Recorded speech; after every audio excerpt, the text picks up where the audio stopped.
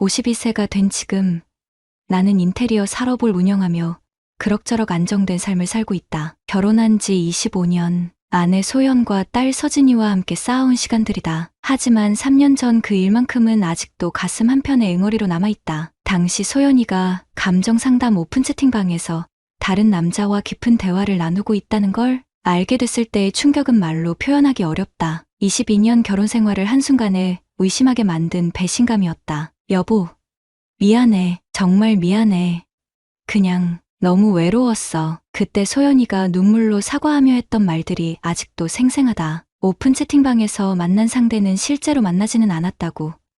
그저 감정적인 위로를 주고받았을 뿐이라고 했다. 무엇보다 대학생인 서진이가 있었다. 가정이 깨지는 걸 원하지 않았고 한 번의 실수라고 믿고 싶었다. 아빠, 엄마가 진짜 후회하고 있는 것 같아요. 한 번만 용서해 주세요. 서진이까지 나서서 엄마를 감싸는 모습을 보며 마음이 누그러졌다. 25년 쌓아온 가정을 하루아침에 무너뜨릴 수는 없었다. 그래서 용서했다. 소연이는 그 이후 스마트폰 사용도 줄이고 나와의 대화 시간도 늘렸다. 진정으로 반성하는 것처럼 보였다. 그런데 최근 들어 또 이상한 신호들이 포착되기 시작했다. 첫 번째는 외모에 대한 관심이 급격히 늘어난 것이었다. 며칠 전부터 소연이는 아침마다 거울 앞에서 30분씩 화장을 했다. 평소보다 훨씬 진한 화장이었다. 옷차림도 달라졌다. 집에서 입던 편안한 옷 대신 몸에 맞는 니트나 원피스를 즐겨 입기 시작했다. 요즘 미용실 손님들이 원장 스타일을 많이 보더라. 그래서 좀 신경 쓰는 거야. 그럴듯한 변명이었다. 하지만 뭔가 어색했다. 3년 전에도 비슷한 변화가 있었기 때문이다. 두 번째는 스마트폰 사용 패턴이었다. 3년 전 일 이후 한동안 조심스럽게 사용하던 소연이가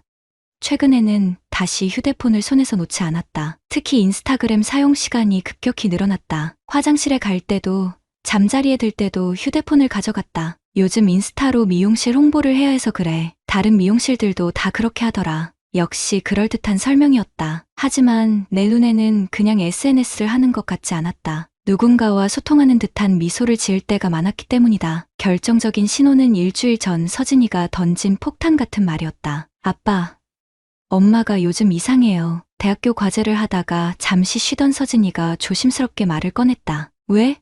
무슨 일 있어? 인스타그램에서 특정 남자 계정에만 계속 좋아요를 누르고 있어요. 거의 매일이요. 가슴이 쿵 하고 내려앉았다. 설마 또? 3년 전의 기억이 되살아났다. 확실해? 네, 그리고 DM도 주고받는 것 같아요. 엄마가 폰 볼 때 얼굴 표정이 3년 전이랑 똑같아요. 서진이는 3년 전 일을 또렷하게 기억하고 있었다. 당시 고등학교 3학년이었던 서진이에게도 그 충격이 얼마나 컸는지 짐작할 수 있었다. 그 남자가 누군데? 잘 모르겠어요. 근데 옷 쇼핑몰 같은 걸 하는 사람 같아요. 인스타에 모델 사진이랑 상품 사진을 많이 올리더라고요. 온라인 쇼핑몰 운영자, 그런 사람들은 대개 SNS 마케팅에 능숙하고 여성 고객들과의 소통도 자연스럽게 한다. 위험한 조합이었다. 아빠는 어떻게 할 거예요? 서진이의 질문에 한동안 대답할 수 없었다. 3년 전에도 이런 상황이었다. 그때는 한 번의 실수라고 믿고 용서했다. 하지만 지금 상황이 맞다면 이건 실수가 아니라 습관이다. 그날 밤 잠들지 못하고 천장을 바라보며 생각에 잠겼다. 3년 전 소연이가 흘린 눈물이 진심이었을까? 아니면 그저 들키지 않을 방법을 찾기 위한 시간 벌기였을까? 25년 결혼 생활, 그중 3년은 의심 속에서 살았고 이제 또 다시 의심의 시간이 시작되는 것 같았다. 하지만 이번에는 다를 것이다. 한 번은 실수였다고 믿었지만 두 번째는 그냥 사람의 본성이다. 52세의 나이에 이런 일을 또 겪어야 한다니. 서진이가 대학생이 된 지금 더 이상 아이 때문에 참을 이유도 없다. 이제는 진실을 확인할 때다. 서진이의 말을 듣고 난 후 나는 며칠간 소연이의 행동을 조심스럽게 관찰했다. 25년을 함께 산 부부라서 가능한 일이었다. 소연이는 내가 의심하고 있다는 걸 전혀 모르고 있었다. 우선 인스타그램부터 확인해봤다. 소연이가 자주 사용하는 패턴을 파악하기 위해 며칠간 지켜본 결과 특정 시간대에 집중적으로 사용한다는 걸 알 수 있었다. 아침 10시경, 점심시간, 그리고 밤 11시 이후, 특히 밤 시간대에는 거의 1시간씩 들여다봤다. 서진이가 알려준 그 남자 계정을 찾는 것은 어렵지 않았다. 소연이의 인스타그램 좋아요 기록을 보니 패턴이 뚜렷했다. 더양 스타일이라는 계정에만 유독 많은 하트가 찍혀 있었다. 계정 주인은 이도영이라는 남자였다. 프로필을 보니 온라인 의류 쇼핑몰을 운영하고 있었다. 게시물들을 살펴보니 전형적인 SNS 마케터의 스타일이었다. 셀카와 상품 사진을 적절히 섞어 올리고 감성적인 문구로 여성 팔로워들의 관심을 끌어내는 방식이었다. 오늘 같은 흐린 날엔 따뜻한 니트 한 벌이면 충분하죠. 당신의 마음도 따뜻해지길 바라며 이런 식의 글들이 대부분이었다. 댓글을 보니 중년 여성들의 반응이 특히 뜨거웠다. 멋있어요. 센스 있으세요. 남편도 이런 옷 입었으면 좋겠어요. 같은 댓글들이 줄을 이었다. 문제는 소연이의 반응이었다. 다른 팔로워들과는 확연히 달랐다. 단순한 하트뿐만 아니라 DM까지 주고받고 있는 것 같았다. 인스타그램 DM은 확인하기 어렵지만 소연이가 폰을 볼 때의 표정과 타이밍을 보면 분명했다. 더 결정적인 증거를 찾기 위해 가계부를 뒤져봤다. 소연이는 평소 카드 사용 내역을 꼼꼼히 기록하는 편이었는데 최근 들어 몇 가지 이상한 지출이 눈에 띄었다. 지난달 20일 DH 스타일 매장에서 28만 원 결제. 그 브랜드명이 이도영의 쇼핑몰과 일치했다. 영수증을 찾아보니 남성용 니트와 여성용 가디건을 샀더라. 남성용은 누구를 위한 것일까? 더 놀라운 건 그 다음이었다. 같은 날 오후 근처 카페에서 2인분 음료와 케이크를 주문한 기록이 있었다. 소연이는 그날 친구 만났다고 했는데 어떤 친구인지는 말하지 않았다. 나는 인테리어 업체를 25년간 운영하면서 직감을 키워왔다. 고객들의 미묘한 표정 변화나 말의 뉘앙스만으로도 진심을 파악하는 능력이 생겼다. 지금 소연이에게서 느껴지는 것도 그런 신호들이었다. 휴대폰 사용 패턴도 3년 전과 똑같아졌다. 메시지가 올 때마다 얼굴에 번지는 미소, 급하게 화면을 끄는 모습, 그리고 화장실까지 들고 가는 행동까지 모든 게 데자뷰였다. 결정적인 순간은 지난 주말이었다. 소연이가 갑자기 쇼핑을 가겠다며 외출했다. 보통 주말 쇼핑은 나와 함께하는 편인데 혼자 가겠다고 했다. 요즘 옷 스타일을 바꿔보고 싶어서. 여자 쇼핑은 시간 오래 걸리니까 혼자 갈게. 그럴듯한 이유였다. 하지만 뭔가 어색했다. 소연이는 원래 쇼핑할 때 내 의견을 물어보는 편이었기 때문이다. 호기심에 소연이가 간 곳을 확인해봤다. 위치 공유 앱을 보니 강남 쪽 백화점에 있었다. 그런데 이상한 건 이도영이 인스타그램에 같은 시간대에 올라온 스토리였다. 같은 백화점, 같은 층에서 찍은 것 같은 배경이었다. 우연일까? 아니면 그날 밤 소연이가 돌아왔을 때 새로운 옷을 입고 있었다. 평소보다 훨씬 젊어 보이는 스타일이었다. 가격표를 보니 평소 소연이가 사는 옷보다 2배는 비쌌다. 어디서 샀어?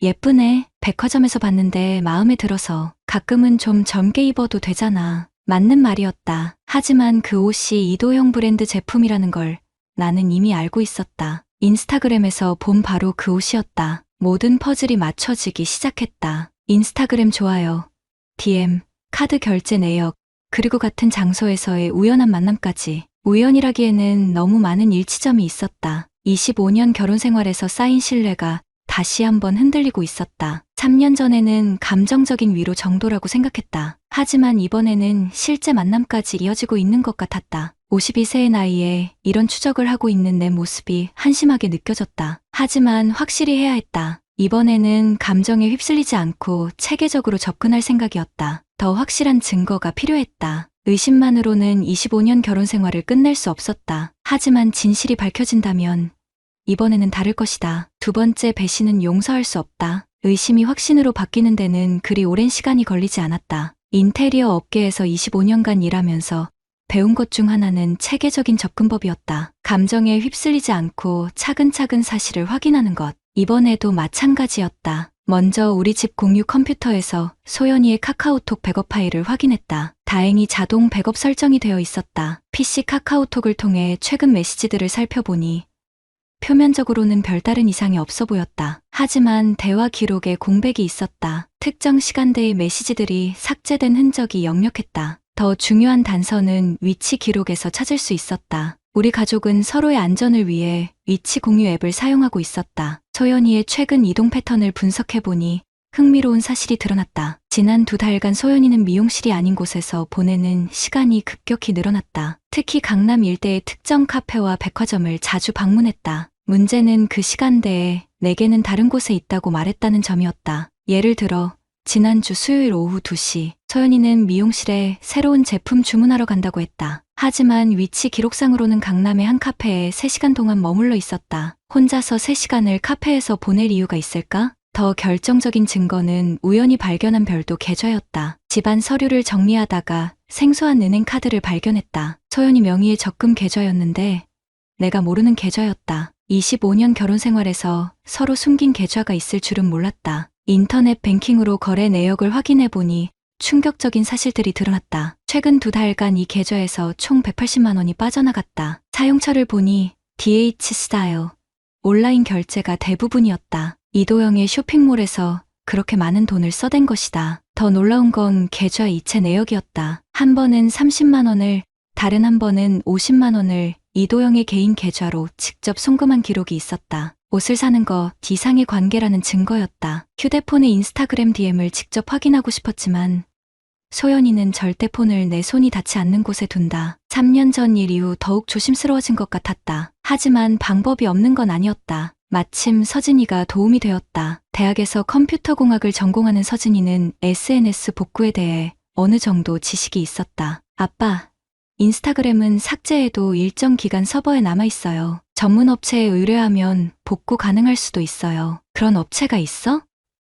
네, 디지털 포렌식이라고 하는데 법적으로 문제없는 범위에서 할 수 있어요. 엄마 폰에 직접 접근하는 건 불법이지만 가족명의 계정이면 복구 요청이 가능해요. 서진이의 조언에 따라 전문 업체를 찾았다. 다행히 소연이의 인스타그램 계정은 가족 공용 이메일로 가입되어 있었다. 업체에서는 최근 30일간의 DM 복구가 가능하다고 했다. 일주일 후 받은 복구 파일을 열어보는 순간 25년 결혼 생활이 완전히 무너지는 소리가 들렸다. 오늘도 당신 생각만 했어요. 이런 마음이 있다는 걸 처음 알았어요. 도영님과 있을 때만 진짜 제가 되는 것 같아요. 집에서는 항상 누군가의 아내, 누군가의 엄마였는데 남편은 저한테 관심도 없어요. 25년을 함께 살았는데 대화다운 대화를 한 게 언제인지 기억도 안 나요. 이도형과 주고받은 DM은 단순한 고객과 사업자의 관계를 훨씬 넘어선 것이었다. 감정적인 교류는 물론 실제 만남 약속까지 잡혀 있었다. 가장 충격적인 건 이 메시지였다. 당신 때문에 3년 전에 했던 다짐이 모두 무너졌어요. 하지만 후회하지 않아요. 당신한테만은 솔직해지고 싶었거든요. 3년 전의 다짐, 그때 소연이가 눈물로 맹세했던 것들이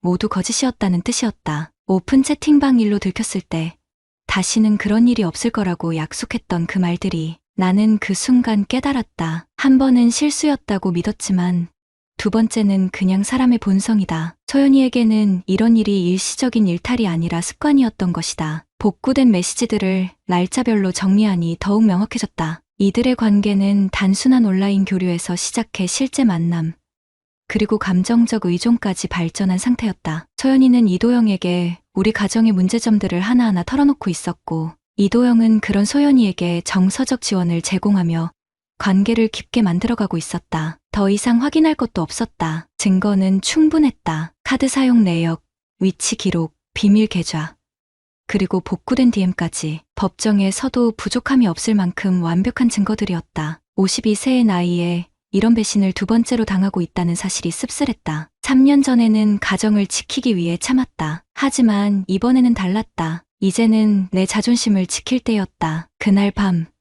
모든 증거를 USB에 정리하며 다짐했다. 25년을 바보로 살았지만 앞으로는 아니다. 소연이와 이도영이 내 관용을 약함으로 착각한 것이 그들의 가장 큰 실수였다. 모든 증거를 확보한 후 나는 마지막 확인 작업에 들어갔다. 이번에는 직접 눈으로 확인하고 싶었다. 25년 결혼 생활을 끝낼 결정을 내리기 전에 더 이상 의심할 여지가 없는 현장을 목격해야 했다. 기회는 생각보다 빨리 찾아왔다. 지난주 화요일 소연이가 또 외출한다고 했다. 이번에는 새로운 헤어 제품 박람회에 간다는 이유였다. 하지만 위치 추적으로 확인해보니 전혀 다른 곳으로 향하고 있었다. 이도영의 인스타그램을 확인해보니 그날 강남에서 팝업 스토어 오픈 이벤트가 있다는 게시물이 올라와 있었다. 소연이가 향하는 방향과 정확히 일치했다. 우연일 리 없었다. 나는 회사 일정을 조정하고 그곳으로 향했다. 25년간 인테리어 업계에서 일하면서 각종 전시회와 쇼룸을 수없이 다녀봤지만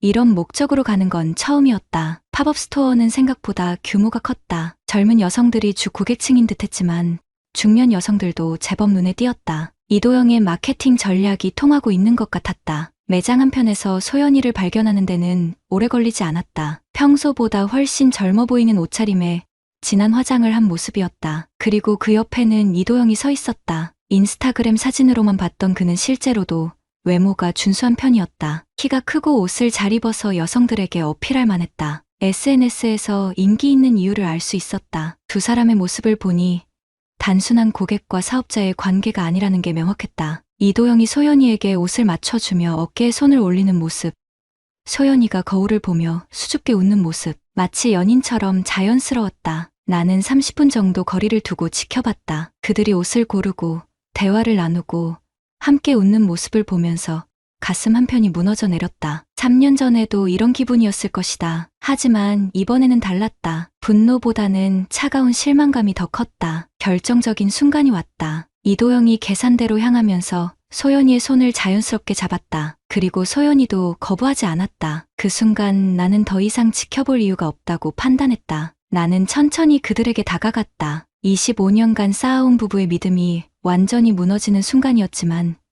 이상하게도 마음은 차분했다. 이미 각오했던 일이었기 때문이다. 이 옷도 이 여자도 내가 다 지불한 거야. 두 사람이 놀라서 돌아봤다. 소연이의 얼굴에서 모든 혈색이 사라졌다. 이도영은 당황한 기색을 감추지 못했다. 여보, 이게 무슨 소리냐고? 그 옷값을 내가 비밀 계좌에서 뺏어 샀다는 걸 내가 다 안다는 소리야. 소연이는 말을 잃었다. 25년을 함께 산 남편 앞에서 이런 모습을 들킨 충격이 컸을 것이다. 이도영이 어색하게 입을 열었다. 죄송합니다. 저는 단지 고객이 개인 계좌로 80만 원을 송금해. 당신 인스타그램 DM도 다 봤어. 이도영의 얼굴이 일그러졌다. 더 이상 변명할 여지가 없다는 걸 깨달은 것 같았다. 나는 소연이를 바라봤다. 3년 전에도 이런 순간이 있었다. 그때는 용서했다. 하지만 이번에는 달랐다. 소연아, 넌 나한테 아내였고 이 사람한테는 뭔데? 감정 놀이터야? 소연이가 눈물을 흘리기 시작했다. 하지만 그 눈물이 진심인지 아닌지 더 이상 구분할 수 없었다. 3년 전의 눈물도 이런 거였을 것이다. 여보, 미안해. 정말 미안해. 이번에는 진심이 아니었어. 진심이 아니었다고? 그럼 3년 전에는 진심이었다는 뜻인가? 소연이의 변명은 스스로도 모순되어 있었다. 주변 사람들이 하나둘 우리를 바라보기 시작했다. 팝업 스토어에서 벌어지는 이 상황이 신기했을 것이다. 하지만 나는 개의치 않았다. 숨길 이유도 없었다. 이제 집에 가자. 할 얘기가 많아. 소연이는 고개를 끄덕였다. 이도영은 아무 말도 하지 못하고 서 있었다. 그의 표정에서 당황스러움과 함께 약간의 겁먹은 기색도 보였다. 아마 이런 상황은 처음이었을 것이다. 차로 돌아가는 길에 소연이가 조심스럽게 말을 꺼냈다. 여보, 진짜 죄송해. 내가 정말 잘못했어. 하지만 나는 대답하지 않았다. 이미 할 말은 다 했다. 이제 남은 건 행동뿐이었다. 집에 도착해서 소연이는 계속 사과했다. 하지만 그 사과가 3년 전과 똑같다는 게 문제였다. 같은 패턴, 같은 변명, 같은 눈물. 이번에도 용서받을 수 있을 거라고 생각하는 것 같았다. 그날 밤 서진이에게 모든 상황을 설명했다. 대학생이 된 딸에게는 진실을 알 권리가 있다고 생각했다. 아빠, 이번에는 끝까지 가세요. 엄마가 너무했어요. 서진이의 말에서 분노가 느껴졌다. 3년 전에는 엄마를 감싸주던 딸이 이제는 아빠 편에 서는 것이다. 그만큼 이번 일이 선을 넘었다는 뜻이었다. 25년 결혼 생활이 완전히 끝나는 순간이었다. 하지만 후회는 없었다. 오히려 이제야 진실을 마주할 수 있어서 속이 시원했다. 더 이상 의심하며 살 필요가 없어졌으니까 이제 남은 건 법적 절차뿐이었다. 이번에는 제대로 끝까지 가볼 생각이었다. 팝업 스토어에서의 직접 대면 이후 나는 더 이상 망설이지 않았다. 다음 날 바로 이혼 전문 변호사를 찾았다. 25년간 인테리어 업계에서 쌓은 인맥 덕에 실력 있는 변호사를 소개받을 수 있었다. 변호사 사무실에서 모든 증거를 제출했다. USB에 정리한 DM 복구 파일, 비밀 계좌 거래, 내역, 위치 추적 기록, 그리고 팝업 스토어에서 직접 촬영한 사진까지. 변호사는 자료를 검토하며 고개를 끄덕였다. 이 정도면 완벽합니다. 재혼이고 계획적 불륜이라는 점에서 위자료도 높게 받을 수 있을 것 같습니다. 얼마 정도 가능할까요? 참관자에게는 2,800만 원 정도. 이혼 위자료는 별도로 1,500만 원 정도 예상됩니다. 재산 분할은 결혼 기간을 고려해 7대 3 정도로 유리하게 받을 수 있을 것 같습니다. 소송 준비는 생각보다 체계적이었다. 변호사는 모든 증거를 법정에서 통용될 수 있는 형태로 정리해줬고 소장 작성도 신속하게 진행됐다. 이혼 소송과 상간자 소송을 동시에 제기하기로 했다. 소장이 접수된 다음 날 집안 분위기는 완전히 바뀌었다. 소연이는 법원에서 온 서류를 보고 멘탈이 완전히 무너진 상태였다. 25년 결혼 생활이 진짜로 끝날 수 있다는 현실을 받아들이지 못하는 것 같았다. 여보, 제발 한 번만 더 기회를 줘. 정말 정신 차렸어. 하지만 이미 늦었다. 3년 전에도 똑같은 말을 했었다. 두 번째 기회는 이미 줬고 소연이는 그 기회를 스스로 버렸다. 서진이는 완전히 아빠 편에 서서 이혼 과정을 지지해줬다. 대학생이 된 딸이 이런 상황을 이해한다는 게 한편으로는 고마웠지만 다른 한편으로는 안타까웠다. 아빠, 엄마가 너무 심했어요. 3년 전에 용서해줬는데 또 이런 짓을 하다니. 서진아, 엄마에 대해서는 좋지 않게 기억하지 마라. 엄마도 나름 힘든 시간을 보냈을 거야. 나는 서진이에게 소연이를 미워하지 말라고 했다. 아무리 잘못했어도 22년 동안 딸을 키워준 엄마였으니까. 한편 이도영에게는 즉시 타격이 시작됐다. 상간자 소송이 제기되자 그 SNS에도 영향이 미쳤다. 누군가 이 사실을 온라인에 퍼뜨린 것 같았다. 이도영의 인스타그램에는 비난 댓글들이 달리기 시작했다. 기혼 여성이랑 불륜 저지른 사람이 감성팔이하고 있네요. 이런 사람한테 옷 사지 마세요. 가정 파괴범이에요. 이도영은 결국 인스타그램 계정을 비공개로 전환했다. 온라인 쇼핑몰의 주 마케팅 수단이었던 SNS를 제대로 활용할 수 없게 된 것이다. 더 큰 타격은 실제 사업에 미쳤다. 그의 주 고객층이었던 중년 여성들이 등을 돌리기 시작한 것이다. 온라인 쇼핑몰 리뷰에도 악평이 쏟아졌고 매출이 급감했다는 소문이 들렸다. 재판은 6개월간 진행됐다. 그동안 소연이는 계속 용서를 빌었지만 나는 마음을 바꾸지 않았다. 변호사의 조언에 따라 감정적으로 대응하지 않고 법적 절차에만 집중했다. 첫 번째 변론에서 이도영은 모든 혐의를 부인했다. 단순한 고객 관계였다고 주장했다. 하지만 복구된 DM과 계좌 이체 기록 앞에서는 더 이상 변명할 수 없었다. 두 번째 변론에서 이도영의 변호사는 합의를 제안해왔다. 위자료를 절반으로 줄여달라는 것이었다. 하지만 나는 거절했다. 이번에는 끝까지 가기로 마음먹었으니까. 판결일이 다가오면서 소연이의 상태는 더욱 악화됐다. 미용실 손님들도 하나둘 발길을 끊기 시작했다. 작은 동네에서는 이런 소문이 빠르게 퍼지는 법이었다. 드디어 판결일이 왔다. 법정에는 소연이와 이도영, 그리고 각자의 변호사가 앉아 있었다. 25년 결혼 생활의 마지막 순간이었다. 피고 이도영은 원고에게 위자료 2,800만 원을 지급하라. 피고 서소연과는 이혼을 인용하며 재산 분할은 7대 3으로 원고가 우세하게 한다. 예상했던 결과였다. 이도영은 고개를 떨군 채 아무 말도 하지 못했다. 소연이는 눈물을 흘리고 있었다. 판결 후 복도에서 이도영이 나에게 다가왔다. 정말 죄송합니다. 제가 모든 걸 잘못했습니다. 하지만 나는 차가운 표정으로 대답했다. 사과는 당신 가족에게 하세요. 제가 들을 말은 아니죠. 이도영에게도 가족이 있다는 걸 나중에 알게 됐다. 이혼한 전처와 고등학생 아들이 있었는데 이번 일로 더욱 관계가 악화됐다고 했다. 소연이는 판결 확정 후 친정으로 내려갔다. 미용실도 정리하고 서울을 떠나는 것이었다. 25년을 함께 산 아내가 이렇게 내 삶에서 사라졌다. 위자료 2,800만 원은 3개월에 걸쳐 모두 받아냈다. 이도영은 결국 온라인 쇼핑몰을 정리하고 다른 일을 찾아야 했다. SNS 마케팅으로 성공했던 사업이 SNS 때문에 망한 아이론이었다. 6개월 후 나는 서진이와 단둘이 새로운 일상을 만들어가고 있었다. 인테리어 사업도 안정되어 있었고 혼자 사는 것도 나쁘지 않았다. 25년간 누군가를 책임지며 살았는데 이제는 나만 챙기면 됐다. 서진이가 어느 날 물었다. 아빠, 후회 안 해요? 뭘? 엄마 용서 안 한 거요. 나는 잠시 생각해보고 대답했다. 첫 용서는 너를 위한 거였고 마지막 결단은 나를 위한 거였다. 그것이 내 진심이었다. 25년을 바보로 살았지만 마지막만큼은 자존심을 지켰다. 끝없는 반복은 끊어야 한다. 그래야 진짜 새로운 시작이 가능하다. 구독자님들, 오늘 사연 댓글로 공유해 다른 분들과 함께 의견 나눠보세요. 저도 읽어보며 소통하겠습니다.